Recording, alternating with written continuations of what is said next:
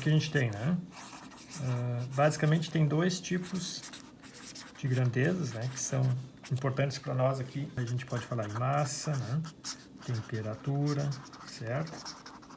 Outra, densidade, né? E assim por diante, tá? Então, toda grandeza em física aqui pode ser determinada por apenas um valor numérico, é um escalar, né? E os vetores, que vão ser bastante importância para nós aqui no estudo da mecânica, né, em física, são grandezas que precisam de, além do seu valor numérico, né, que é o que a gente chama de módulo, né, precisam ser determinadas por direção e sentido. Exemplos de grandezas vetoriais, só mais ou menos lembrar aí. A gente pode falar em deslocamento, velocidade, aceleração, força e assim por diante. Ok, então exemplos de vetores, né, em física. Começando aí pelos mais simples, né, em mecânica. Então a gente tem deslocamento, né? A gente pode usar qualquer letra, nós somos acostumados a usar a letra D, por exemplo. Né? Pode ser qualquer outra letra, né? Delta. O pessoal gosta muito de usar delta R e assim por diante. Né? Cada livro tem uma notação. Isso não é muito relevante, não, tá certo? Então depende da letra que vocês quiserem usar. Então, deslocamento, aí velocidade, né? Outro vetor importante, né? A aceleração e assim por diante, né? Certo? Então, como é que a gente vai trabalhar com vetores aqui em mecânica, né? Pensando nos exemplos da mecânica. Então, por exemplo, um vetor, ele pode ser especificado, digamos, pelo seu módulo e sua direção. Então, se eu tiver um vetor que eu vou chamar de A. Em geral, a gente está definindo esse vetor de que maneira? Né? Pela sua magnitude, né? O seu módulo, né? Posso representar desta forma, né? A maioria dos livros representa assim. Então, por exemplo, uma força de 5 newtons tem módulo 5. Um deslocamento de 10 km tem módulo 10 km, tá certo? Mas para caracterizar essa grandeza, eu preciso especificar a sua direção. E sua direção geralmente é o ângulo com uma direção de referência, né? Claro que essa direção pode ser qualquer uma, mas a gente pensa sempre na direção horizontal, né? Vamos chamar aqui já de eixo X. Realmente essa é a convenção que a gente mais se preocupa, tá bem? Então, um vetor pode ser especificado pelo seu módulo e sua inclinação, né? O ângulo que faz com essa reta de referência, né? Ou pelas suas componentes. E o que são as componentes? As componentes são as projeções do meu vetor no sistema de coordenadas cartesiano, que são os eixos do plano coordenado XY, tá certo? Claro, tudo que eu estou falando aqui pode ser generalizado para 3 dimensões, mas vamos pensar em 2 dimensões para ficar mais fácil de entender e fazer até as figurinhas, tá certo? Então, esse vetor que eu desenhei ali, se eu escolher um sistema de coordenadas e fizer a projeção desse vetor na direção X, eu vou ter a componente AX, e se fizer a projeção na direção Y, eu vou ter a componente AY, tá bem? Então, só usando trigonometria e resolução de triângulos retângulos, a gente pode escrever como que a componente AX é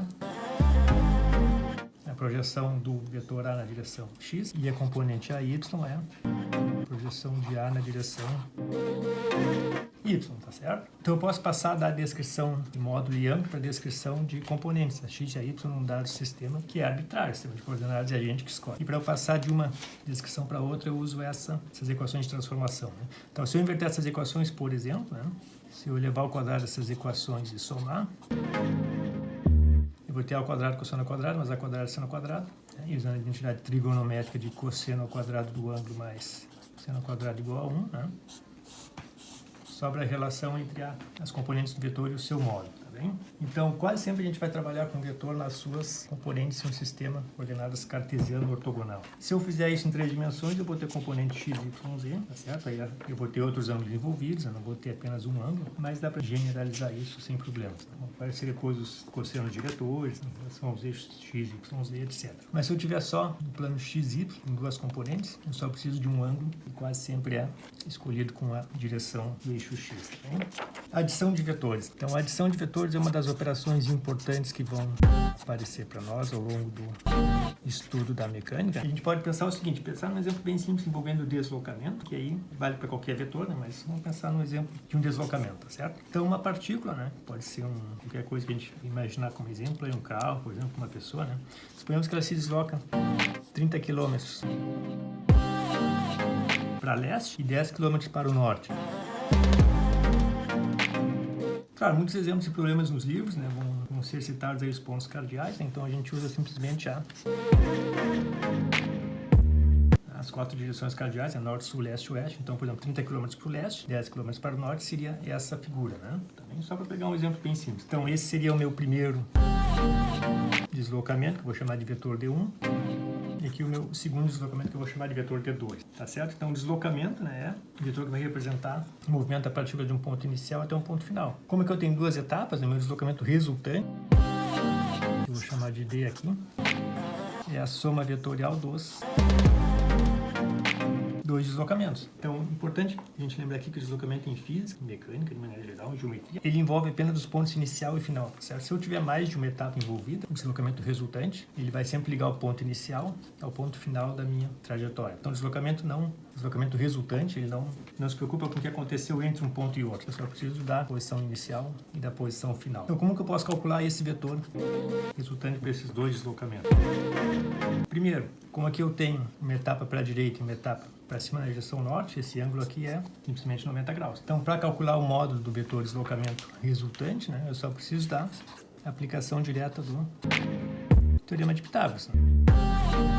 Então, pego os dois módulos, elevo ao quadrado, tiro a raiz, vou obter o módulo do vetor deslocamento resultante como sendo, por esses exemplos que eu peguei aqui, só para a gente fixar as ideias, 31,62 km. E o ângulo θ aqui qual seria? O ângulo θ também, né, da definição de tangente, ou seno ou cosseno, né, como vocês preferirem, né? Vamos usar tangente aqui. Então, a tangente desse ângulo aqui, como eu tenho um triângulo retângulo, é o cateto oposto sobre a hipotenusa. 1/3. Então, se eu fizer a função inversa, né, ergo de tangente 1/3, eu vou ter θ igual a 18,43 graus, né? Confira esses valores numéricos aí. Tomem cuidado se a calculadora de vocês está em graus ou está em radianos. Pode estar em qualquer unidade, né? Mas, em geral, a maioria dos problemas e exemplos que a gente vai encontrar por aí, que eu gosto de trabalhar bastante nessa parte, é a unidade de grau.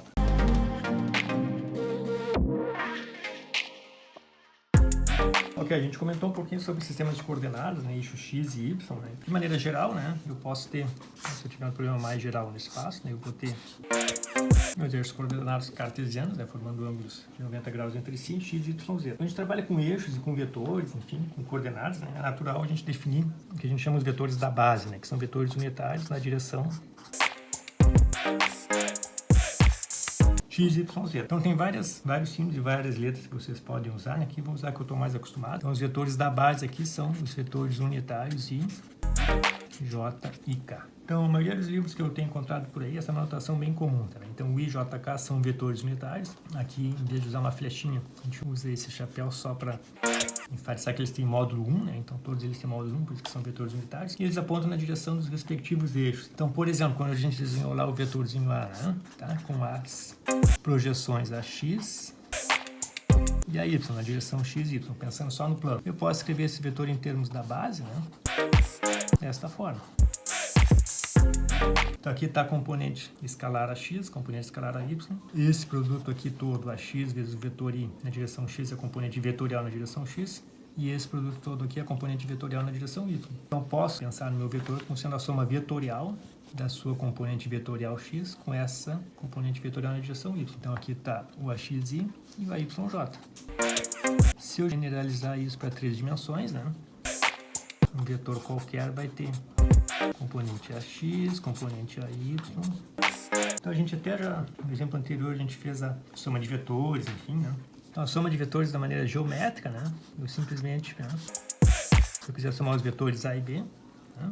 Nessa ordem, ou na soma, a ordem aqui não vai importar, mas vamos pensar nessa ordem. Então, vetor A desse ponto a esse, vetor B desse ponto a esse, que são vetores escalares. Se R for a soma dos dois, eu tenho a trata, né? São soma geométrica de A e B. Então, aí vocês, quem já teve uma ideia disso, então tem a regra do paralelograma, soma geométrica, etc, para achar o vetor resultante. Acontece que essa soma aqui é muito mais fácil de fazer para nós em termos de coordenadas. Então, se eu tiver a projeção de A, né, seus componentes x, y, a projeção de B na sua direção x e y, a componente x é simplesmente a soma das componentes e a componente y é a soma das componentes. Então, quase sempre nossos problemas aqui de mecânica envolvendo movimento, velocidade, depois leis de Newton, a gente vai trabalhar com o sistema de coordenadas, porque vai ficar muito mais fácil eu calcular a soma. Não preciso nem ficar pensando onde estão meus vetores no espaço, apenas posso trabalhar com as suas componentes.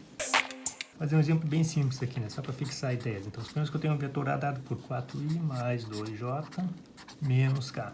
E um vetor B dado por 3i menos 2j mais 4k. Não precisamos pensar em nenhum vetor que represente uma grandeza física aqui, tá certo? Não precisamos nos preocupar com as unidades aqui, só para pensar na operação. Se eu tenho as componentes do vetor, eu posso fazer a soma simplesmente somando as componentes em cada eixo. Então a soma de A e B aqui vai ser 4 mais 3, 7, na direção I. Na direção J, 2 com menos 2 dá 0. E na direção Z, com direção K. Então aqui a gente fez a soma, né? A mais B, só somar os componentes eixo a eixo. Da mesma forma, se eu quiser fazer A menos B, por exemplo, né? 1 vezes I, 2 menos 2 vai ficar 4, menos 1 menos 4 menos 5. Né? E assim por diante. Então, vetores eu posso multiplicar esse vetor por um número, multiplicar todas as componentes, né? Por exemplo, aqui A menos B. Na verdade, eu estou multiplicando B por menos 1 e somando com A. E assim para qualquer outra operação que eu queira fazer. Além da adição de vetores, né? A gente vai usar também a multiplicação de vetores, ou seja, produtos entre vetores.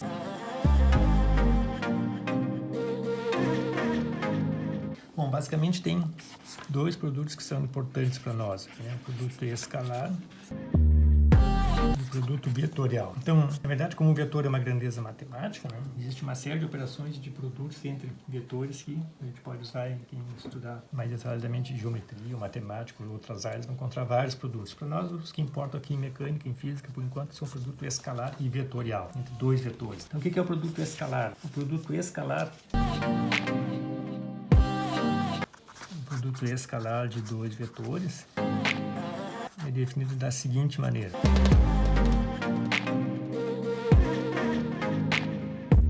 Se eu tenho o vetor A e o vetor B, e o ângulo entre eles é θ, o produto escalar, por definição, é esse númerozinho aqui, tá bem? Módulo de A, módulo de B, cosseno de θ. Então, como A é o módulo de A, é um número, né? B também, e o cosseno também, o resultado é um escalar, por isso que esse produto se chama produto escalar. Essa definição parece arbitrária, né? Mas ela é definida dessa forma porque vai aparecer em uma série de ocasiões aí em física. Os próprios componentes de um vetor, a gente pode pensar como produtos escalares do vetor com os vetores da base, né? O trabalho de uma força vai ser escrito como produto escalar, a energia de um dipolo no campo, enfim, assim por diante. Então, porque essa combinação aparece de várias formas em física, né?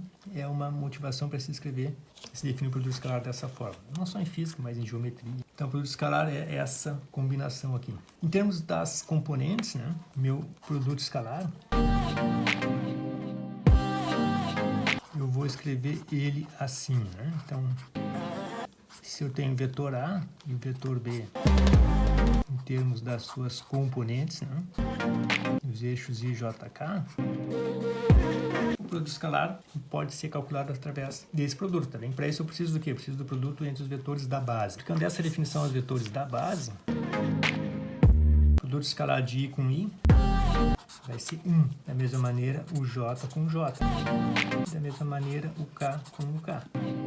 Por quê? Porque o módulo de I é 1, obviamente aqui também é 1, e o cosseno do ângulo de I com ele mesmo é 0. Então, o produto escalar de um vetor com ele mesmo é simplesmente o módulo quadrado, certo? E o produto escalar de I com J vai ser o quê? O I com J vai ser 0, porque I e J são ortogonais, eles formam de 90 graus. I está na direção X, J na direção Y, o ângulo é 90 graus, cosseno de 90 é 0. Da mesma maneira, o I com o K vai dar 0 e o J com o K vai dar 0.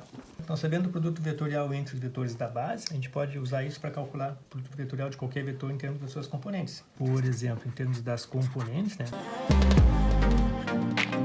Se vocês abrirem aqueles parênteses, os únicos termos que são não nulos são as componentes na mesma direção, a xbx, a yby e a zbz. Né? Porque o produto escalar desse termo com esse aqui vai dar 0, porque I com J dá 0. Da mesma maneira, J com I, J com K, K com I, K com J e assim por diante. Os únicos termos que vão restar, né, é o produto escalar de AX, I com BX, I. Né? Então vai sobrar a xbx, a yby e a zbz. Então, se eu não tenho sistema de coordenadas, né, mas tenho meus vetores do espaço, sei o ângulo, essa é a definição geométrica do produto escalar, sem nos referirmos a sistema de coordenadas. Se eu tenho as componentes, né, em um sistema cartesiano x, y, z, basta calcular o produto escalar entre os vetores da base, dando a definição, e a gente tem o produto escalar com as componentes, que para nós vai ser muito mais fácil de calcular. Inclusive, uma das aplicações do produto escalar é calcular o ângulo entre dois vetores, a partir das suas componentes. Então, suponhamos que eu tenha dois vetores, A dado por 4i, B dado por 2i mais 3j. Só para a gente ter um exemplo concreto, suponhamos que eu queira calcular o ângulo entre esses dois vetores. Uma maneira de fazer isso de forma bem pragmática, sem se preocupar em desenhar os vetores e descobrir como eles estão no espaço, né, embora isso possa ser feito, eu calculo o produto escalar com as componentes. Então, usando a expressão que a gente tem ali, claro que eu peguei o vetor A só o componente x, aqui só o componente x e y para facilitar, mas se eu tiver todas as componentes, vou ter todos os termos. Né? Então, o produto escalar de AB aqui sobra só esse termo aqui, I com I. Então, o produto escalar é 8. E esse termo não contribui porque eu não tenho componente y. Né? Eu também não tenho componente z, esse termo não contribui. Então, para esses vetores, esse é o produto escalar. Certo? Então, o produto escalar é um número puro. Né? Agora que a gente calculou o produto escalar com as componentes, né, eu posso voltar para a definição original e usar ela para calcular o cosseno de θ. E a partir daí eu vou ter o ângulo entre os dois. Então, aqui, por exemplo, quanto vale o módulo de A? Né? O módulo de A vale 4, só tem uma componente, né? E o módulo de B, raiz de bx² mais y² que é igual a raiz de 13. Então, o cosseno de θ vai ser o quê? Vai ser o produto escalar, que eu já calculei com as componentes, né? O módulo de A é 4, o módulo de B é a raiz de 13, né? Então, calculando isso na calculadora, né? Vou ter aproximadamente 0,55. Então, esse é o cosseno de θ. Claro que ele não está resolvido ainda. Eu preciso, né, pegar minha calculadora, né, e colocar a função inversa, né, para achar o valor do ângulo θ. Nesse caso, vai dar 56,3 graus aproximadamente. Resumindo, então, pessoal, rapidamente, né? Então, um vetor, né, para nós aqui, vai ser representado de maneira mais simples, ou pelo seu módulo e pela sua direção, pelo seu ângulo com uma direção arbitrária, ou, depois que eu escolho um eixo de coordenadas, um sistema de coordenadas, pelas componentes AX e AY. Em termos dos vetores da base, I, J, K, vetores unitários nas direções X, Y, Z, quando eu projeto o vetor em cada um dos eixos, eu vou ter as suas componentes, né, a X, a Y e a Z. Ou, se eu tiver só no plano, né, a x e a y. A adição vetorial em termos de componentes é bem simples, né? Só somar os componentes em cada eixo. E isso vai ser equivalente à minha definição geométrica no espaço, de colocar um vetor após o outro e unir o ponto inicial até o ponto final. Né? Mas se eu já tenho um sistema de coordenadas e fizer a projeção do meu vetor, descobrir as componentes, a adição fica bem mais simples de fazer. Né?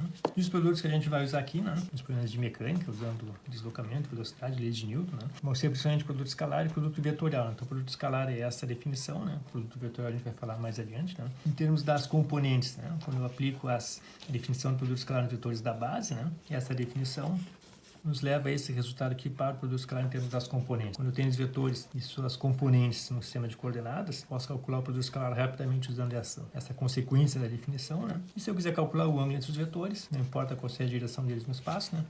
É só usar a definição original geométrica. Então tá, pessoal, para não estender muito esse vídeo, eu vou falar do produto vetorial mais adiante. Obrigado.